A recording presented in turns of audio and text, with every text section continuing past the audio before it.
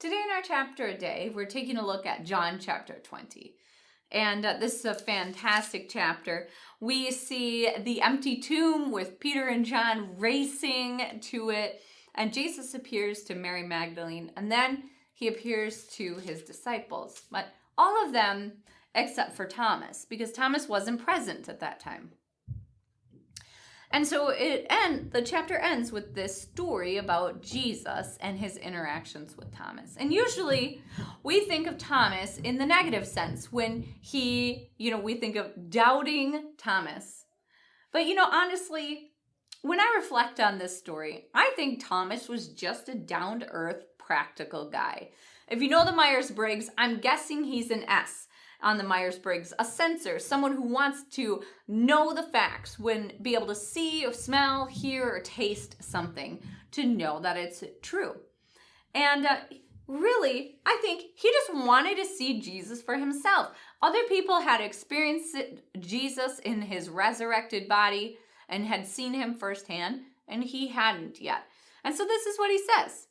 Now Thomas, one of the 12, was not with the disciples when Jesus came. So the other disciples told him, "We have seen the Lord."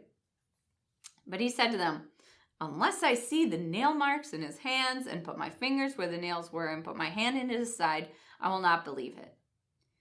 A week later, have you ever been in that place where you're like, I need some hard evidence? And I think too, we must remember that the disciples were mourning. And so grief can sometimes cloud our judgment. So give Thomas a break next time you think about him. A week later, his disciples were in the house again, and Thomas was with them. Though the doors were locked, Jesus came and stood among them and said, "Peace be with you." Then he said to Thomas, "Put your finger here. See my hands. Reach out your hand and put it into my side. Stop doubting and believe." Thomas said to him, "My Lord and my God." Then Jesus told him, "Because you have seen me, you believe. Blessed are those who have not seen and yet believe." Jesus did many other miraculous signs in the presence of his disciples, which are not recorded in this book. But these are written that you may believe that Jesus is the Christ, the Son of God, and that by believing you may have life in his name. Isn't that an awesome story? I love it. So Thomas wanted to see evidence for himself. And I just really love how Jesus responds to him here. Jesus resurrected and spent time giving evidence to his disciples and to those who followed him that he was truly alive. And he knew Thomas. He knew what kind of a person he was. He had spent 3 years of his life with him in close proximity, training him and mentoring him and leading him. And I have a feeling Jesus knew he was an S and would want to see for himself. And so I think that's why Jesus appeared. And he said to him, "Peace be with you. And look, Thomas, here, see for yourself." I just think it shows the great care and concern that Jesus has for us as individuals. He knows you. He knows what doubts you're struggling with. He knows the kind of person you are, and how you're made, and how you think, and how you operate.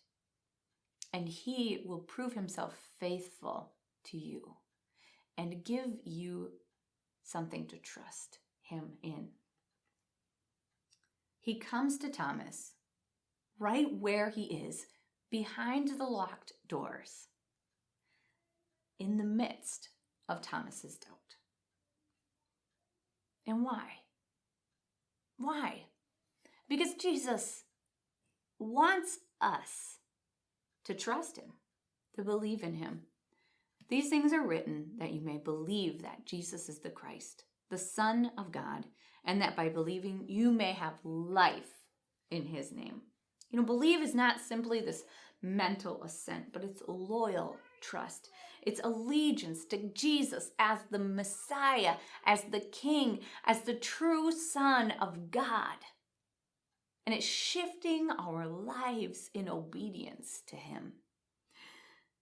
And we need evidence too, right? This written testimony of those early disciples and first believers, their record of their interactions with Jesus, the Christ, it gives us something to believe and trust in Jesus. And the ongoing work of the Holy Spirit in and among us is also evidence to the testimony of Jesus as the Messiah, the King worth putting our full trust in. I hope that you will as well, and that you too will experience the life that Jesus has for you.